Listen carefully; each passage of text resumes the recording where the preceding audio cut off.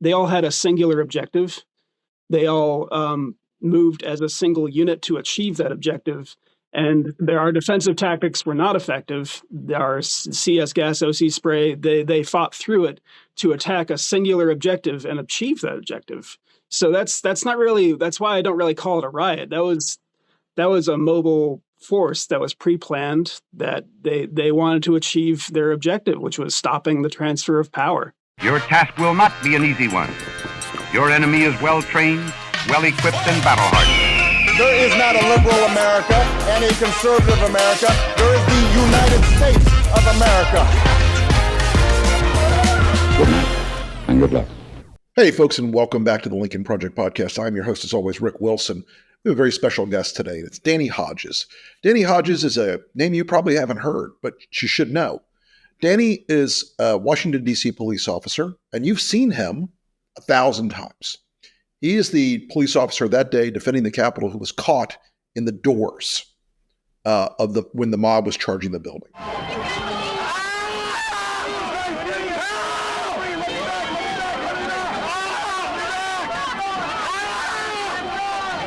want to welcome Danny to the show today. Danny, thank you so much for being with us. And I want to lead out by asking a little bit about you. Where'd you come from? How'd you become a DC cop?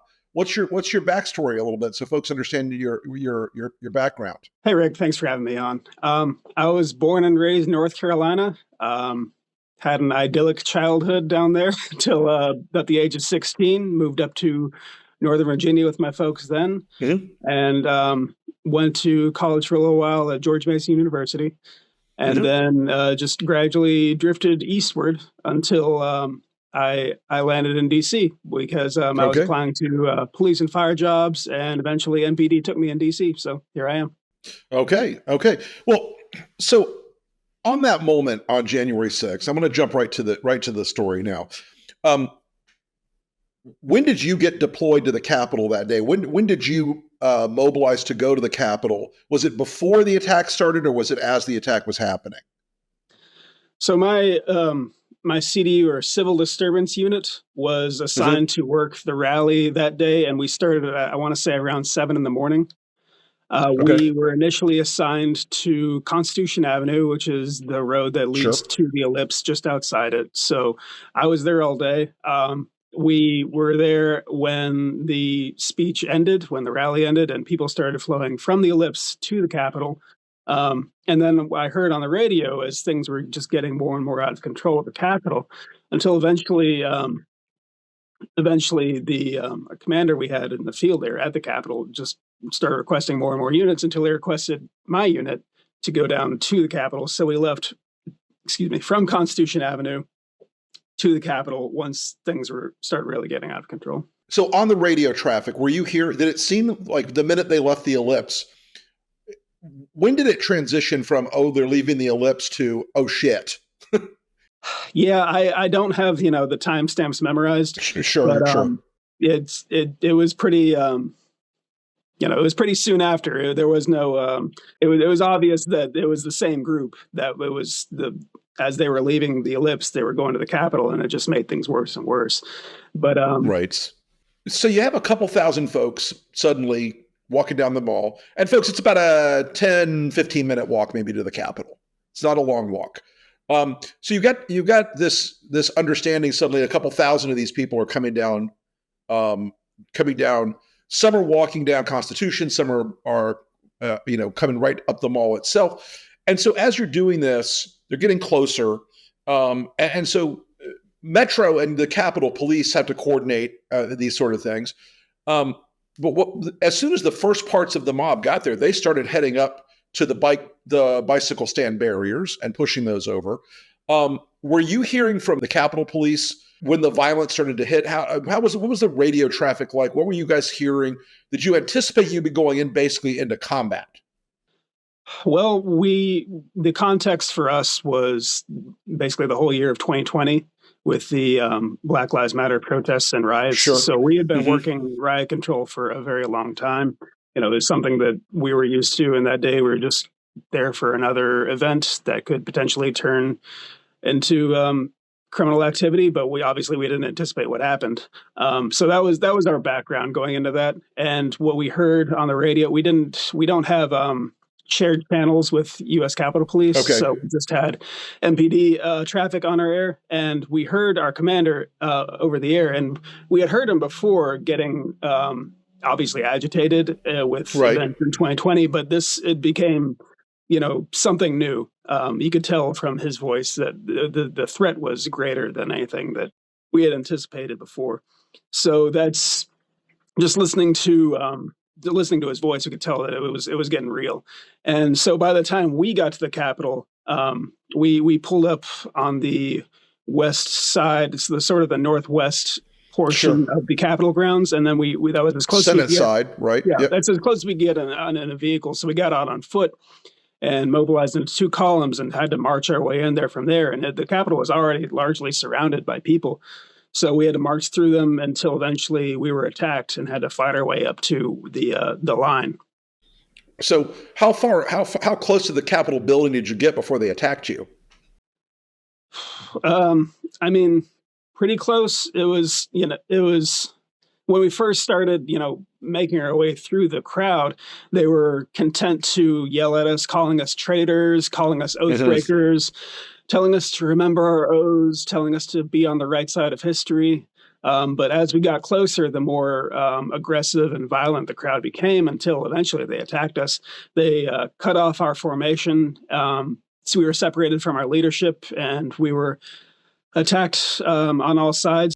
Wow. I mean, they're still arresting these sumbitches. They're still arresting them. Not only are they're still not just trying them, they're still arresting them as they slowly become known. So you guys make it into the building. We first make it to the line outside the West Terrace, and we hold that for as long as we can until. And when at that point, I'm hopeful that they're just going to be content with that. But eventually, they're able to break through, and the West Front just devolves into a series of pitched battles, individual battles.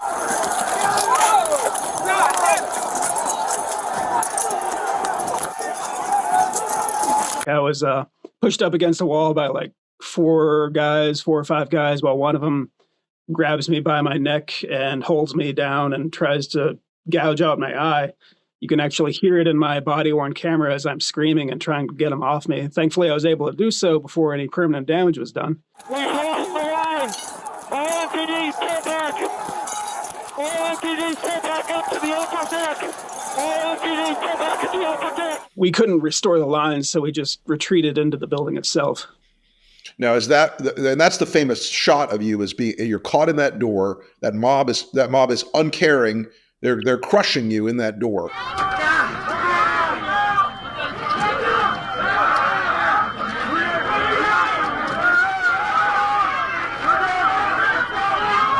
I mean, that was a moment where you clearly had you had to be thinking at that moment, this may not work out. Yeah, definitely. It's weird to be surrounded by backup by your allies, but also completely helpless and understand that they are not in a position to help you either. It's weird to be, not facing an explicit,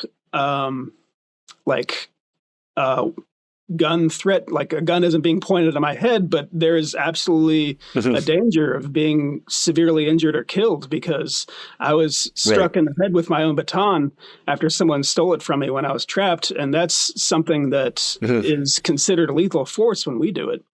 So if I was struck in a different way or struck again in the same spot, the odds are very real that I could have been, killed. So you got these people, and they from what we've all seen on the video, they had the fanaticism that mobs have, that intensity, that power, that anger that mobs get when they're activated. You had seen other civil disturbances, Black Lives Matter protests and things like that, and the May 25th protest. You had seen those, but this struck me as having a different flavor, a different feel to it. This was directed more than random. This was an assault, not just a disturbance. Right. So something a lot of people try and bring up to equivocate is the Black Lives Matter riots in 2020, and I do not defend those whatsoever. I worked those, and they were violent. When they were violent, they were bad, and I do not approve of that. However, they Right. were not the same thing as January 6th. When there were riots in 2020, in my experience, they were very violence was the goal in and of itself.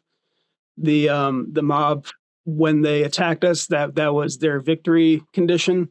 And our defensive tactics were effective. When we used, gas, OC spray, our batons, they dispersed and fell back, Right. and they were mobile. Whereas this group, they all had a singular objective.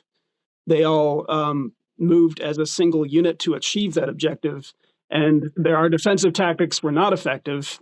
Our CS gas, OC spray, they fought through it to attack a singular objective and achieve that objective.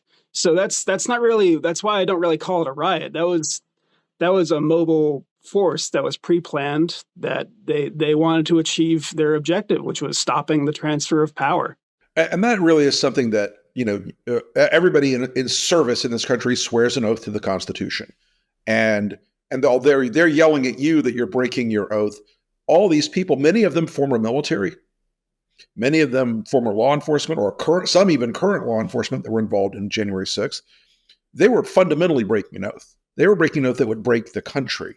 And so, you guys at that moment, did you have a sense during the entire day that you guys were standing not just to protect the Capitol, but to protect the country? Did that enter your mind that this was a bigger fight? Definitely. I mean, obviously I can only speak for myself, but I knew what was at stake. I knew what they wanted. It was very obvious that they wanted to do harm to our elected officials at a minimum, if not capture or kill them. And I'm also keenly aware of the razor-thin margins in Congress. If they had gotten one or two of them, then that could have changed the balance of power. If, looking to the future, if they managed to capture or kill someone with a bright future ahead of them, that would have changed the future of the country. So, yeah, it was absolutely on my mind, what was at stake.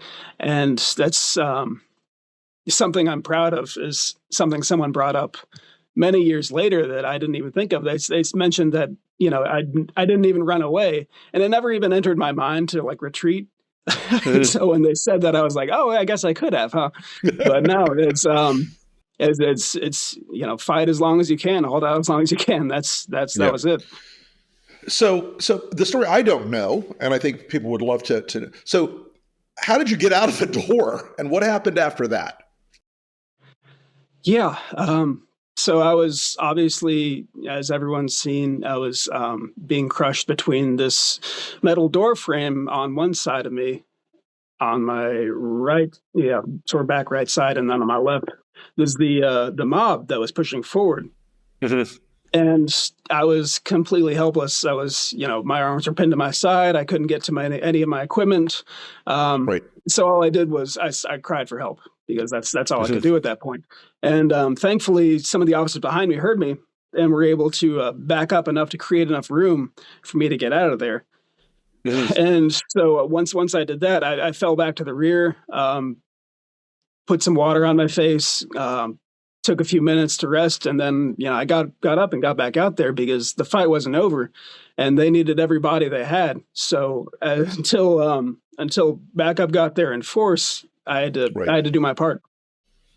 What was the turning point of the day for you guys? When did you realize you were gonna triumph in holding the Capitol and starting to push these folks out? I was also, I should have mentioned in my brief bio, I also did 6 years in the Virginia National Guard. So when I was on the West Front, I was doing the calculus as to how long it might take the Guard to respond. So I was waiting for reinforcements for a long time, and then after the tunnel, and I rested a bit and got back out on the West Terrace. I held the line out there for a little while, and that's when I believe the first reinforcements I saw, I believe, were from Montgomery County, Maryland. And when I saw them, I thought, okay, thank God, we're finally getting some backup. We might be able to outlast them here. And thankfully we did. Backup kept coming from as far away as New Jersey, and we were able to take a break ourselves. And we stayed in the Capitol until I want to say like midnight or 1 or something, until they finally let us go. When they let us go, those of us in my unit who needed immediate medical attention went to the hospital. But those who didn't were still on the clock, because even though we were pushing these people out of the Capitol grounds, they were now in D.C., which is MPD's problem. Right. So we had to remain in the city and just waiting to see what would happen now. And we stood by until like 1 or 2 in the morning, and that's when I was able to finally go home. Wow. So were there any, I mean, we know that there were groups there that day, the Oath Keepers, the 3%ers, some of whom were much more, their backgrounds are much more likely to be military or law enforcement. Did you encounter any of those folks during the course of this day? Oh, absolutely. Yeah, we saw all sorts of branding and regalia and just tons of obviously Trump gear, Trump flags. Sure. They were chanting "Fight for Trump," so it was not very ambiguous to me as to why they were there. And I had run an Oath Keepers before in December, I want to say, or November of the previous year. They had been in town and causing disturbances at rallies and stuff. So yeah, they were all over the place. Okay, so Danny, obviously you face this on the front lines, but you also seem to have you clearly have a perspective on the importance of this. Do you feel like MPD and the Capitol Police are ready if this happens again? Well, I have no intel as to what goes on in Capitol Police, so I can't really speak for them. And obviously, and I don't. I'm not authorized. I know you're not officially. Yeah, of course. So, speaking as in my personal opinion, I think MPD is obviously takes it seriously, takes what happened seriously, and they look to the future with an eye to what happened previously. So, yeah, I mean, we're going to do everything we can. And unfortunately, our numbers are at historic lows. Like so many police departments across the country, we're having a huge manpower shortage.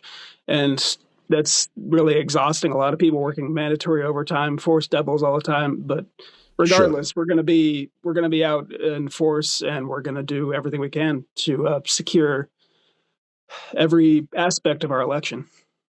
Well, I'm very hopeful that we're going to have a more peaceful resolution this time.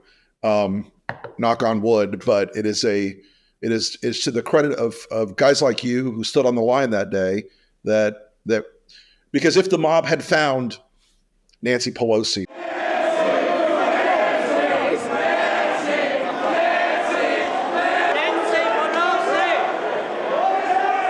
or if the mob had found Mitt Romney, I don't think they would have survived. If the mob had found Mike Pence, I don't think he would have survived. A lot of people don't realize how close they got. Like they saw Mitt Romney, I think it was, and they just a few 30 seconds earlier or later, the things could have been very different that day. Right. And for all the chaos that day, all the damage that day, we had watching it on television, we all had a sense of, dear God, how are we going to survive this? How's the country going to survive this?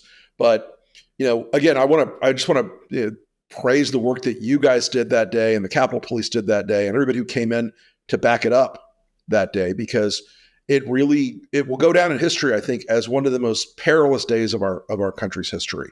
And Danny, I want to tell you how much I appreciate you and how much we at the Lincoln Project appreciate you. And to tell you, if you haven't heard it lately, America appreciates the kind of work you did that day and the courage you showed that day, because it really made a fundamental difference in how that terrible day turned out. So, well, thank you so much, Rick. Well, I want to thank you so much for coming on the Lincoln Project podcast today. I really appreciate it. Again, I hope we're going to have a peaceful transition. I hope your next January 6th is boring and cold weather, and that's about it. I have a So, feeling it's gonna be a lot better than the last one. Honestly, when people ask me, if I'm worried about something like January 6th happening again, I say not terribly, not in DC. I think the consistent arrests that our federal partners have made have been a yeah, big help, and I'm more worried about what's going to happen in the states and at polling places across the country. I think people need to be yeah. more concerned about security there. I think that's right. I think it's very much a state. If they scattered into the states, they could cause disruptions even before the counting, even before the certification day in January. They could cause it much more toward the front end of the election process than at the last minute. So, well, Danny Hodges, I want to thank you so much for coming on the Lincoln Project podcast, my friend. All the best to you, and once again, thank you so much for everything you've done. All right, Rick. Thank you.